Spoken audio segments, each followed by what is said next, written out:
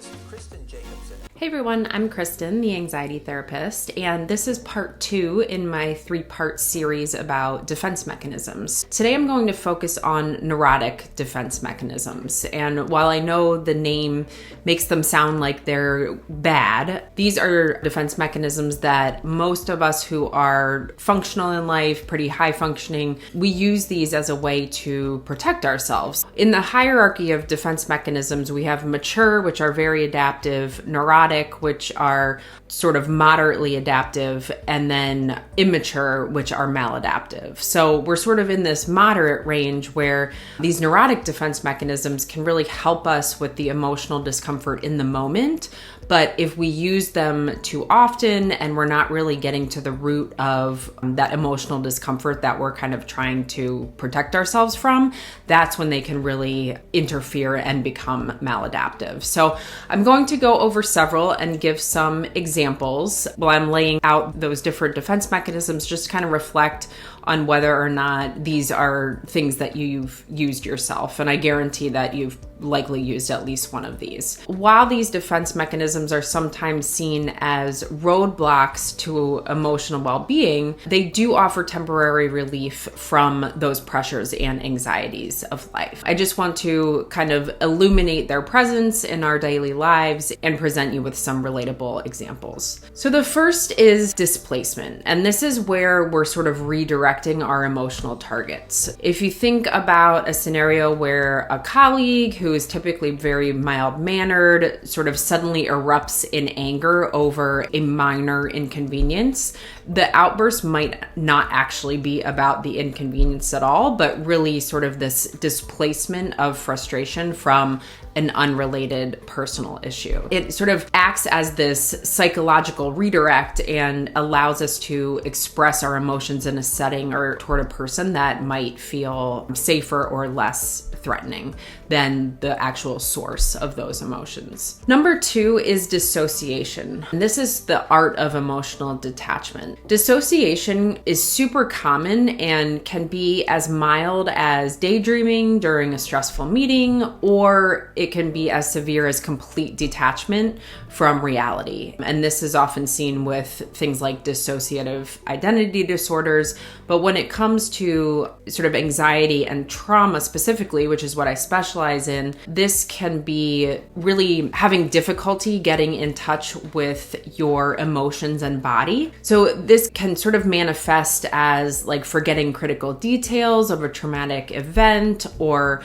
feeling disconnected from your emotions and body. And it really serves as this protective buffer against psychological harm.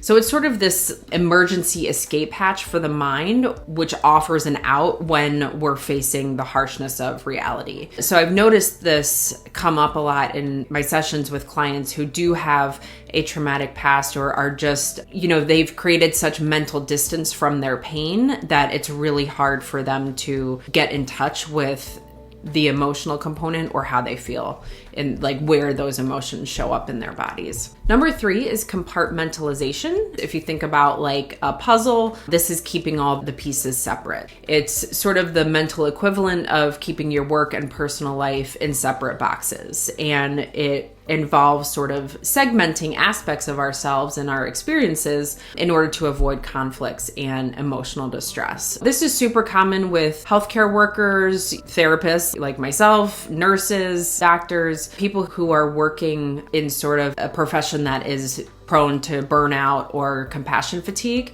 So we need to sort of compartmentalize our empathetic feelings during work in order to perform our duties in our personal lives. So this mechanism allows for really functional adaptation in different areas of life without bleeding through of those emotions. In my own personal life, my job requires a lot of empathy and compassion, and I really have to be careful to not let what I hear during my client sessions, which is a lot of trauma, bleed into how I am as a parent with my children. So I have to really be careful about having those firm boundaries. Intellectualization is sort of seeking refuge in reason. This is super, super common with a lot of the clients I work with, where they tend to be very heady, analytical. So intellectualization involves diving into sort of the more logical or factual aspects of a situation in order to avoid engaging with the emotional turmoil that it might bring. It might be like analyzing the technicalities of a breakup to avoid feeling the heartache. And by focusing on that more analytical, concrete data or theories or logical explanations, we sort of distance ourselves from the emotional impact of a situation. Then we have reaction formation, and this is sort of taking an emotional U-turn. It's kind of akin to telling yourself that like the grapes are sour when you can't reach them, not because you actually believe that, but as a way to protect yourself from the disappointment of not having what you want. These unacceptable desires or impulses are sort of masked by exaggerated opposite. A way this shows up that's very common is if someone is just vehemently opposed to a particular social issue, there might be something in their unconscious going on in which they're wrestling with those actual impulses or beliefs within themselves. Then we have repression, which is the mind's buried secrets. This is the mind's way of pushing disturbing thoughts, desires, experiences, etc. into the unconscious, away from our conscious awareness. It's like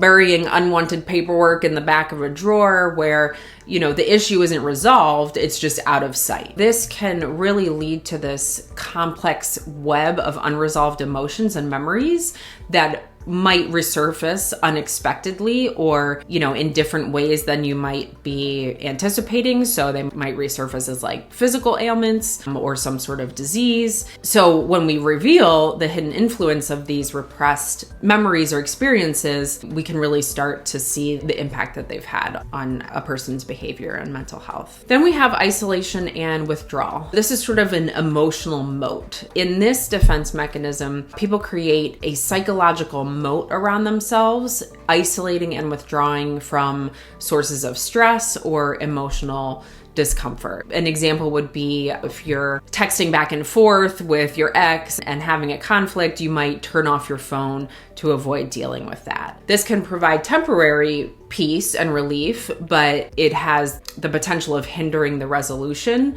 of the underlying issue and just learning how to develop healthier coping strategies and effective communication in this example. Then we have regression, which is a journey backwards. This is a retreat to earlier stages of development when we're faced with stress or threats, and it really serves as a comfort in familiarity. If you think about like an adult curling up in the fetal position during a moment of vulnerability, they're essentially regressing to more of like a childlike state or an immature state. And this reversion manifests in our behaviors and can act as a temporary shield from those demands and complexities of adult life. But again, when used in excess, it's not necessarily a healthy way of coping. And then the last one is rationalization. This is basically self-justification. Rationalization serves as the mind's buffer where we craft comforting justifications for actions or feelings that we might otherwise feel guilty or uncomfortable about. So it's sort of mentally rewriting the script so that we cast ourselves in a better light. For example, if you are feeling down and you eat an entire cake, you might sort of rationalize doing that as you deserved a reward on your cheat day. This defense mechanism sort of allows us to maintain a sense of integrity by aligning our actions with an excuse that we deem as being acceptable or palatable, even when that excuse diverges from our values and goals. This can shield us from immediate emotional discomfort, but it also risks detaching us from genuine self-reflection and growth. So why did I feel the need to eat that entire cake, So we can rationalize things all day long. I think this is something that we all do to a certain degree, but this can sort of turn potentially insightful moments into these missed opportunities for reflection and personal development. This is something that I work on a lot with my clients as well, is just kind of looking at what is underneath that behavior, what was really the motivator or the driving force. So I hope this was helpful. I think this is where most people who, like I said, are generally high functioning, I think these are the defense mechanisms that most of us rely on. And, just to reiterate, they're not bad. They can be helpful in the short term. What becomes maladaptive is when we don't look at what is actually underneath these defenses that we're trying to avoid, because then we're just going to continue kind of like putting a band-aid on a bullet wound, and they will eventually, those deeper emotions don't go anywhere. They just fester and they get internalized and they cause problems for us in other ways. So I would love to hear if you all have had experience with any of these neurotic defense mechanisms, and let me know what you've experienced and if you have any questions. I hope this was helpful. I'll see you all next week.